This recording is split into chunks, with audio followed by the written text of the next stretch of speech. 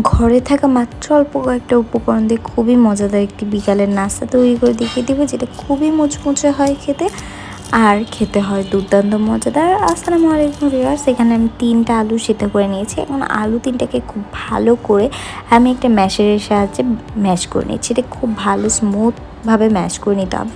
তারপরে এর মধ্যে আমি চিলি ফ্লেক্স দিয়ে দিচ্ছি জোয়ানটাকে আমি ভেজে নিয়েছিলাম, দিয়ে দিয়েছি স্বাদ মতন লবণ আর ধনিয়া পাতাটা। আর এখানে ইউজ করছি আমি কর্নফ্লাওয়ার। সমস্ত কিছুতে খুব ভালো করে মাখিয়ে নিচ্ছি। আর জোয়ানের পরিবর্তে কিন্তু আপনারা অরিগ্যানোটাও ইউজ করতে পারেন, বাট আমার কাছে অরিগ্যানোটা ছিল না, তাই জোয়ানটা দিয়েছি। জোয়ানটা দিলে কিন্তু খুবই ভালো একটা ফ্লেভার আসে, খেতেও খুবই মজা লাগে।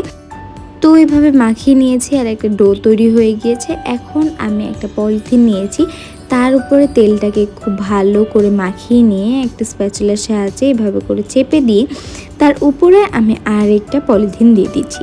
দিয়ে আমি এটাকে একটু বেলে নিচ্ছি। বেলে আমি এটাকে একটা কুকি কাটারের সাহায্যে খুব সুন্দর করে ছোট ছোট গোল করে শেপ করে নিয়েছি। আপনারা চাইলে যে কোনো পছন্দের মতন শেপ করে আপনারা নিতে পারেন। আর আজকের আমার এই রেসিপিটা কেমন হচ্ছে অবশ্যই কমেন্টস করে জানিয়ে দিবেন, ভালো লাগলে একটা শেয়ার করে দিবেন। আর অবশ্যই একবার হলেও তৈরি করে খাবেন। এটা খেতে কিন্তু অনেক বেশি মজার হয়, খুবই মুচমুচে হয় আর খুব দ্রুতই এটা তৈরি করে ফেলা যায়। আর যেহেতু আমাদের ঘরেই সমস্ত উপকরণগুলো অ্যাভেলেবেল থাকে, সেটা কিন্তু আপনারা বাচ্চাদের বিকেলের নাস্তায় কিন্তু আপনারা এগুলো তৈরি করে দিতে পারেন।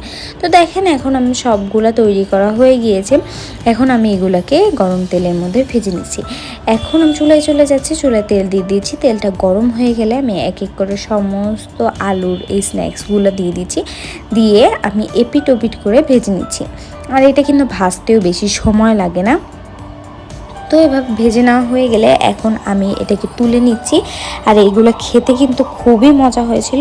তো আর আমি আপনাদেরকে দেখিয়েও দিচ্ছি আর শব্দটাও শুনিয়ে দিচ্ছি যে এটা কতটা বেশি ক্রিস্পি হয়েছিল। দেখেন, এগুলো দেখতেও কিন্তু খুবই সুন্দর লাগছে।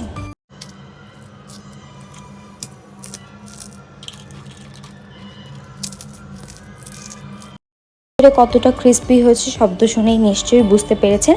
তো এই পর্যন্ত সবাই ভালো থাকবেন, সুস্থ থাকবেন। নতুন কোনো রেসিপি নিয়ে আবার হাজির হব। আল্লাহ হাফেজ।